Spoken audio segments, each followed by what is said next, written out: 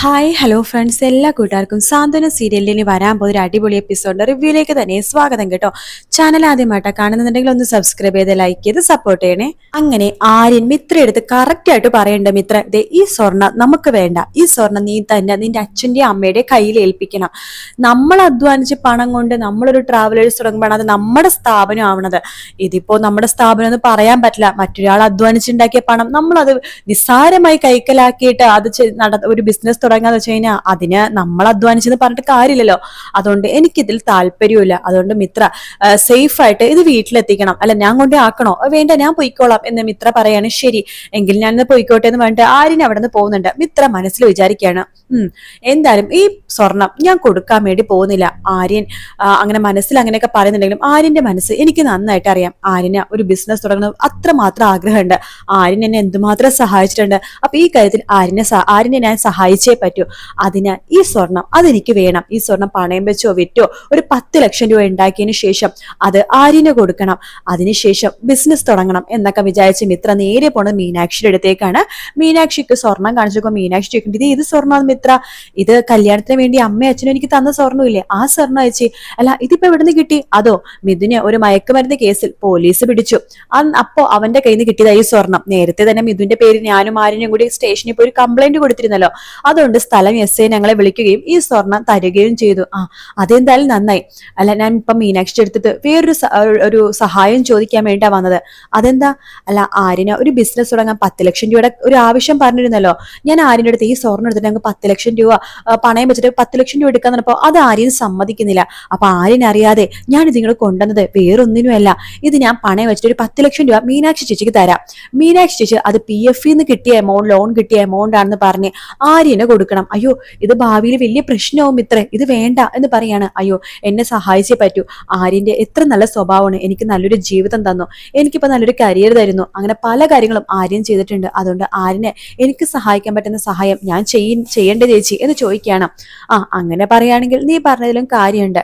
ശരി, ഞാൻ നിന്നെ സഹായിക്കാം എന്ന് മീനാക്ഷി പറയാണ്. അന്ന് നമുക്ക് രണ്ടുപേരും കൂടെ ഒരുമിച്ച് ഇത് പണയം വെക്കാൻ വേണ്ടി പോകാം. ശരി ചേച്ചി. അപ്പോഴേക്കും മീനാക്ഷിക്ക് ഒരു കോള് വരുവാണ്. അതുകൊണ്ട് മീനാക്ഷിക്ക് മിത്രയുടെ കൂടെ പോകാൻ പറ്റുന്നില്ല. മിത്രയെ സേഫ് ആയിട്ട് കൊണ്ടേ പണയം വെച്ചിട്ട് പൈസ തന്നാ മതി. വൈകിട്ട് ഞാൻ ആര്യനെ വിളിച്ചിട്ട് കാര്യം പറഞ്ഞോളാം. ശരി എന്ന് പറഞ്ഞിട്ട് മിത്ര ആ പൈസയായിട്ട് സ്വർണം പണയം വെക്കാൻ വേണ്ടി പോകാണ്. ആ പണയം വെക്കുന്ന സ്ഥലത്ത് നമ്മുടെ അച്യുതൻ വരുന്നുണ്ട്. മിത്ര അച്യുതനെ കാണുന്നില്ല, പക്ഷെ അച്യുതൻ മിത്രനെ കാണുന്നുണ്ട്. അവിടുത്തെ മാനേജറും അതുപോലെ തന്നെ അച്യുതൻ തമ്മിൽ ഒരു പുതിയ ബിസിനസ് പാർട്ട്ണർഷിപ്പിൽ ഏർപ്പെടുന്നുണ്ട്. അതുകൊണ്ട് അച്യുതനെ പിണക്കണത് നല്ലതല്ലല്ലോ. അതുകൊണ്ട് അവിടുത്തെ മാനേജറോട് അച്യുതൻ പറയണ്ടേ, ഈ സ്വർണം അവൾക്ക് കൊടുക്കണ്ട, ഇത് എന്റെ ഏട്ടന്റെ സ്വർണ്ണമാണ് എന്ന് പറഞ്ഞിട്ട് ആ സ്വർണം അവിടെ പിടിച്ചു വെക്കാണ് ചെയ്യുന്നത്. അങ്ങനെ ആ മാനേജർ അതിനെ വഴങ്ങുകയും ചെയ്യുന്നുണ്ട്. അച്യുതന്റെ ആ ഒരു സംസാരത്തിൽ വഴങ്ങുകയും ചെയ്യുന്നുണ്ട്. അങ്ങനെ മിത്രക്ക് ആ സ്വർണം കൊടുക്കുന്നില്ല. അപ്പൊ മിത്ര അവിടുത്തെ സ്റ്റാഫിനോട് ചോദിക്കുന്നുണ്ട്, അല്ല എന്റെ സ്വർണം വെച്ചിട്ട് 10 ലക്ഷം രൂപ തരാന്ന് പറഞ്ഞല്ലോ, ആ 10 ലക്ഷം രൂപ തരാൻ വേണ്ടി പറയുമ്പോൾ സ്റ്റാഫ് പറയണ്ട്, ഇവിടെ പൈസക്ക് ചെറിയ ഷോർട്ടേജ് ഉണ്ട്, ഷോറൂം തുറന്നല്ലേ ഉള്ളൂ, 10 മണിയല്ലേ ആയിട്ടുള്ളൂ, ഒരു വൈകിട്ട് മാഡം വരുവാണെങ്കിൽ 10 ലക്ഷം രൂപ തരാം, ഞാൻ നിങ്ങളെ എങ്ങനെ വിശ്വസിക്കും എന്ന് മിത്ര ചോദിക്കുമ്പോൾ അതൊരു പേപ്പറിൽ എഴുതി തരാന്ന് പറയാണ് അവിടുത്തെ മാനേജർ. അങ്ങനെ മിത്ര പോകുന്നുണ്ട്. വൈകിട്ട് 4 മണിക്ക് തന്നെ ഞാൻ വരാം, പൈസ റെഡിയാക്കി വെക്കാൻ വേണ്ടി പറയണം. അങ്ങനെ 4 മണിക്ക് മിത്ര വീണ്ടും അവിടേക്ക് പോകുവാണ്. അപ്പൊ നാളത്തെ കഥയായിട്ടത്. അപ്പൊ മിത്ര അവിടേക്ക് പോകുമ്പോഴേക്കും 10 ലക്ഷം രൂപ തരാന്ന് പറഞ്ഞില്ല, ആ പൈസ തരണോന്ന് പറയുമ്പോൾ ഏത് 10 ലക്ഷം രൂപ എന്ന് പറഞ്ഞ മാനേജർ ചോദിക്കുകയാണ്. അല്ല, നിങ്ങളല്ലേ രാവിലെ എന്ത് പൈസക്ക് ഷോർട്ടേജ് ആണ്, അതുകൊണ്ട് എന്റെ സ്വർണം വെച്ച് സ്വർണത്തിന് 10 ലക്ഷം രൂപ തരാന്ന് പറഞ്ഞത്, നിങ്ങൾ ഇവിടെ സ്വർണം പണയം വെച്ചു, നിങ്ങൾ എന്തൊക്കെയാ പണത്, നിങ്ങളുടെ സ്വർണം പണയം വെച്ചിട്ടില്ല എന്ന് പറയാണ്. എന്തിനാ നിങ്ങൾ ഇങ്ങനെ കള്ളം പണത്? നിങ്ങൾ രാവിലെ തന്ന പേപ്പർ എന്റെ കയ്യിലുണ്ട്, ഇത് പിന്നെ ആ പേപ്പർ കൊടുക്കുകയാണോ? കൊള്ളാം, ഒരു വെള്ള പേപ്പറിൽ ഇങ്ങനെ എഴുതുന്ന ആരും വിശ്വസിക്കാനാ കൊച്ചു പോയി പണി നോക്ക്. നിങ്ങൾ കളിക്കല്ലേട്ടോ, 25 പവനാണ് നിങ്ങൾക്ക് തന്നത്, അത് ഇന്നത്തെ സ്വർണ്ണവില അനുസരിച്ച് 30 ലക്ഷത്തിന് മുകളിൽ പോവും. പിന്നെ 10 ലക്ഷം രൂപ എനിക്ക് അത്യാവശ്യമായതുകൊണ്ട് 10 ലക്ഷം രൂപക്ക് മാത്രം ഞാനത് വെച്ചത്. നിങ്ങളെന്താ ആളെ കളിപ്പിക്കുകയാണോ?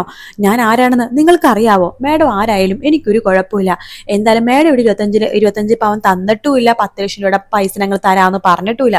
നിങ്ങൾ പണി നോക്കി പോവാൻ നോക്കി, ഇതുപോലത്തെ ഉടായ്പകൾ ഡെയിലി ഇവിടെ വന്ന് ഇറങ്ങാറുണ്ട് എന്ന് പറയാണ്. മിത്ര പറഞ്ഞ, ഞാൻ കാണിച്ചുതരാം, ഞാൻ പോലീസിനെ വിളിക്കട്ടെ, ഞാൻ കാണിച്ചുതരാം എന്നൊക്കെ പറഞ്ഞിട്ട് മിത്ര വേഗം തന്നെ പോലീസിനെ വിവരം അറിയിക്കുകയാണ്.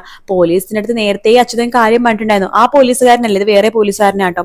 മിത്ര എനിക്ക് സ്വർണം കൊടുത്ത SI അല്ല, ഇത് അവരുടെ അവിടുത്തെ ലൊക്കാലിറ്റിയുള്ള സ്റ്റേഷനിലെ പോലീസുകാരനാണ് വരുന്നത്. അപ്പൊ അവിടെയൊക്കെ നേരത്തെ അച്യുതൻ പറഞ്ഞു വെച്ചിട്ടുണ്ടായിരുന്നു. അപ്പോൾ CCTV ഉണ്ടല്ലോ, അപ്പൊ അവിടെ അതിൽ നോക്കിയാൽ കാണാം സർ ഞാനിവിടെ വന്ന കാര്യങ്ങൾ എന്നൊക്കെ മിത്ര പറയുമ്പോൾ പോലീസുകാരെ പറയണ്ട, അവർ മാനേജർ പറയണ്ട് ഇവിടെ CCTV വർക്കിംഗ് അല്ല സർ എന്ന് പറയാണ്. പോലീസുകാരെ പണ്ട് എന്റെ പൊന്നു കൊച്ചേ ഓരോരോ ഉടായ്പായിട്ട് ഇറങ്ങിക്കോളും, കൊച്ചു പോവാൻ നോക്ക് എന്ന് പറയാണ്. ഇല്ല, ഞാൻ എന്റെ പണം കിട്ടാതെ പോവില്ല, അല്ലെങ്കിൽ എന്റെ സ്വർണ്ണമെങ്കിലും എനിക്ക് കിട്ടണം, എനിക്ക് എന്റെ സ്വർണ്ണം എന്താ എന്ന് പറയുമ്പോൾ ഇവിടെ ഒരു സ്വർണ്ണവും ഇല്ല എന്ന് പറയാണ് ആ മാനേജറും ആ സ്റ്റാഫും. ആകെ പെട്ടുപോകട്ടെ, ഇനി എന്ത് ചെയ്യും, ആരോട് ഞാൻ സഹായം ചോദിക്കും. ആര്യനാണെങ്കിൽ എന്നോട് പ്രത്യേകം പറഞ്ഞാണ് ഈ സ്വർണം തൊടരുത്, ഈ സ്വർണം കൈയോടെ വീട്ടിൽ കൊടുക്കണമെന്ന്. അപ്പൊ ആര്യനറിയാതെയാണ് താൻ ഇതൊക്കെ ചെയ്തത്. ഇനിയിപ്പോ ഇത് അങ്ങാനും ആര്യൻ അറിഞ്ഞു കഴിഞ്ഞാൽ അതിനേക്കാളും വലിയ പ്രശ്നവും.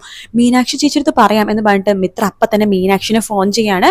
മീനാക്ഷി ചേച്ചി ഒരു പ്രശ്നമുണ്ട് എന്ന് പറയാണ്. എന്താ മിത്ര, എന്താ പ്രശ്നം ചോദിക്കുമ്പോൾ നടന്ന കാര്യങ്ങളൊക്കെ മിത്ര പറയാണ്. മീനാക്ഷി പറയാൻ പറഞ്ഞതല്ലേ മിത്രേ, ആരെങ്കിലൊക്കെ ഇങ്ങനത്തെ ഒരു പൊട്ടത്തരം കാണിക്കോ, പൈസ കൊടുത്തില്ല അങ്ങനെ ആ സമയത്ത് അവിടെ പോലീസിനെ വിളിച്ചു വരുത്തണമായിരുന്നു എന്നൊക്കെ പറയാണ്. നീ ഇവിടെ പോലീസുകാരി ആവാൻ വേണ്ടി ട്രെയിൻ ചെയ്യണം, നീ ഇങ്ങനെയൊക്കെ ചെയ്ത എന്താ മിത്രേ, ഒരു കാര്യം ചെയ്യും, നീ അവിടെ നിൽക്കും, ഞാൻ അവിടേക്ക് വരാതെ മീനാക്ഷിയും പറയുന്നുണ്ട്.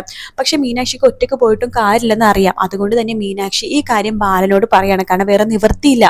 അതുകൊണ്ട് ബാലനോട് പറയാണ്, അച്ഛ ഇങ്ങനത്തെ പ്രശ്നങ്ങളൊക്കെ ഉണ്ട്, അവള് സർപ്രൈസ് ആയിട്ട് ആര്യനൊരു ബിസിനസ് തുടങ്ങാൻ വേണ്ടി സഹായിക്കാന്ന് വെച്ചിട്ടാണ് ആ സ്വർണം പണയം വെക്കാൻ വേണ്ടി കൊണ്ടുപോയത്. ഇപ്പൊ ആ പണയം വെക്കാൻ വേണ്ടി കൊണ്ടുപോയി ആ ഒരു ഫിനാൻസ് കമ്പനിക്കാർ പറയുന്നത് അവൾ അവിടെ വന്നിട്ടേ ഇല്ല എന്ന രീതിയിലാണ് പറയണത്. അപ്പോൾ അച്ഛൻ നമുക്ക് എങ്ങനെയെങ്കിലൊക്കെ അവളെ സഹായിക്കണം എന്നൊക്കെ പറയാണ്. അപ്പൊ ബാലനും ആകെ തലക്ക് വട്ടുപിടിക്കാണ്. ഈശ്വര ഓരോരോ പ്രശ്നങ്ങൾക്ക് മുകളിൽ ഓരോരോ പ്രശ്നങ്ങളാണല്ലോ എന്നൊക്കെ പറഞ്ഞ് ആകെ ബാലനും ആകെ വട്ടുപിടിച്ചിങ്ങനെ ഇരിക്കട്ടെ. അപ്പൊ മീനാക്ഷി പറഞ്ഞു മോള് വിഷമിക്കുമെന്ന് വേണ്ട, നമുക്ക് എന്തെങ്കിലും മാർഗം ഉണ്ടോ എന്ന് നോക്കാമെന്ന് പറയണം. അങ്ങനെ മിത്ര പോലീസ് ഇങ്ങനത്തെ പ്രശ്നങ്ങളിലൊക്കെ ആയത് അനന്തനും അറിയുന്നുണ്ട്. അപ്പൊ അനന്തന് അപ്പൊ തന്നെ സംശയം തോന്നുന്നുണ്ട് അച്യുതന്. എടാ നീ എന്തെങ്കിലും പണി ഒപ്പിച്ചായിരുന്നോ എന്ന് ചോദിക്കുകയാണ്. ആ ചേട്ടൻ ഒപ്പിച്ചു, ആ മിത്ര ഉണ്ടല്ലോ ചേട്ടനും ഏടത്തെയും കൂടി കഷ്ടപ്പെട്ടുണ്ടാക്കിയ സ്വർണ്ണമല്ലോ അത് പണയം വെക്കാൻ വേണ്ടി ആ ഫിനാൻസ് കമ്പനി വന്നിരുന്നു. ഞാൻ പറഞ്ഞു അത് കൊടുക്കാൻ നിൽക്കേണ്ടെന്ന്, നീ എന്തിനാ അങ്ങനെ ചെയ്തത്, അത് ഞങ്ങൾ അവൾക്ക് കൊടുത്ത ഇഷ്ടദാനമാണ്, അത് പണയം വെക്കോ വിൽക്കുകയോ കൊണ്ടേ കളയുകയോ അതൊക്കെ അവളുടെ ഇഷ്ടമാണ്, അല്ലാതെ നീ അതിൽ ഇടപെടേണ്ട കാര്യമില്ല. എന്റെ മോളിപ്പോ വലിയൊരു പ്രതിസന്ധിയിലാണ്, അച്യുത വെറുതെ കളിക്കല്ലേ, കൊണ്ടേ ആ ഫിനാൻസുകാർക്ക് പൈസ കൊടുക്കാണ്ട് ഏട്ടൻ ഇതിൽ ഇടപെടണ്ട, ഏട്ടൻ എന്തൊക്കെ പറഞ്ഞാലും ശരി ഞാൻ ഈ സ്വർണം കൊടുക്കില്ല, അവൾ അവിടെ തന്നെ നിൽക്കട്ടെ എന്ന് പറഞ്ഞിട്ട് അച്യുതൻ ഒറ്റ കാര്യം നിൽക്കുകയാണ്. അപ്പൊ അനന്തനും അച്യുതനും തമ്മിൽ അതിന്റെ പേരിൽ ചെറിയ വാക്ക് തർക്കങ്ങളും കാര്യങ്ങളൊക്കെ ഉണ്ടാവുന്നുണ്ട്. അപ്പൊ ഇതിന്റെ ആവശ്യമുണ്ട് ബാലൻ നമ്മുടെ അനന്തനെ കാണാൻ വേണ്ടി പോകുന്നുണ്ട്. എന്തിനാണ് നിങ്ങൾ കാരണമല്ലേ മിത്ര ഇപ്പൊ ഈ ഒരു അപമാനം നേരിടുന്നത്, നിങ്ങൾക്ക് കുറച്ചെങ്കിലും ഉളുപ്പുണ്ടോ, തന്റെ മോളല്ലേ, എങ്ങനെയെങ്കിലൊക്കെ അവളെ രക്ഷിക്കാൻ വേണ്ടി എന്റെ കൂടെ വരണം എന്ന് ബാലൻ പറയുമ്പോൾ നിങ്ങളൊരു പരാതി കൊടുത്താൽ മതി, അവളെ പെട്ടെന്ന് ഈസി ആയിട്ട് പുറത്തിറക്കാം, അവളുടെ സ്വർണം അവൾക്ക് കിട്ടുകയും ചെയ്യും. ഇപ്പൊ പോലീസുകാർ അവളൊരു ഉടായ്പാണ്, അവള് ഫേക്ക് ആയിട്ടുള്ള സ്വർണം ഉടായ്പ കാണിച്ച് ഫേക്ക് ആയിട്ടുള്ള സ്വർണം കൊടുത്തു എന്നൊക്കെ പറഞ്ഞിട്ട് പല പല കേസുകളാണ് അവളുടെ മുകളിൽ ഇട്ടുകൊണ്ടിരിക്കുന്നത്. നിങ്ങൾ അവളുടെ സ്വന്തം അച്ഛനല്ലേ, അപ്പൊ നിങ്ങൾക്കൊരു വിഷമവും കാര്യങ്ങളൊന്നും ഒക്കെ ഇല്ലേ, നിങ്ങൾക്ക് കുറച്ച് കണ്ണിച്ചോരുണ്ടെങ്കിൽ നിങ്ങൾ വരണമെന്ന് പറയാണ്. എന്തായാലും നിങ്ങൾ കൈവിട്ടാലും കൈവിട്ടില്ലെങ്കിലും മിത്ര അവളിപ്പോ എന്റെ മോളാണ്, അവളെ രക്ഷിക്കാൻ എനിക്കറിയാം, കുറച്ചൊരു മനസാക്ഷി നിങ്ങൾക്ക് ഉണ്ടാവും എന്ന് വെച്ചിട്ടാണ് നിങ്ങളുടെ ഞാൻ ഈ കാര്യം വന്ന് പറഞ്ഞത് എന്ന് പറഞ്ഞിട്ട് ബാലൻ പോവാണ്. ബാലൻ ഒരുപാട് കഷ്ടപ്പെട്ടിട്ടുണ്ട് മിത്രനെ ഈ ഒരു സഹായിക്കാനായിട്ട് കേട്ടോ. അപ്പൊ ഇതൊക്കെ കാണുമ്പോൾ അനന്തനെ മനസ്സിലാവുന്നുണ്ട് മിത്രനെ എത്രമാത്രം ആ വീട്ടുകാർ സ്നേഹിക്കുന്നുണ്ടെന്ന്. അവസാനം തന്റെ അനിയൻ അച്യുതനെ തള്ളി പറഞ്ഞിട്ടാണെങ്കിൽ നമ്മുടെ മിത്രനെ രക്ഷിക്കേണ്ടത് നമ്മുടെ അനന്തനും ബാലനും കൂടി ചേർന്നിട്ടാണ്. അപ്പൊ മിത്ര വലിയൊരു പ്രശ്നത്തിൽ പോകുന്ന ഭാഗമാണ് നമ്മൾ നാളത്തെയും മറ്റന്നാളത്തെയും എപ്പിസോഡിൽ കാണാൻ വേണ്ടി പോകുന്നത്. അതിൽ നിന്ന് ബാലനും അനന്തനും നിഷ്പ്രയാസം മിത്രനെ രക്ഷിക്കും. അത് കഴിഞ്ഞിട്ടുള്ള എപ്പിസോഡാ. വീഡിയോ ഇഷ്ടപ്പെട്ടാൽ ലൈക്ക് ചെയ്യുക, സബ്സ്ക്രൈബ് ചെയ്യുക, കമന്റ് ചെയ്യുക. മറ്റൊരു വീഡിയോ കാണാം. Take care, bye bye.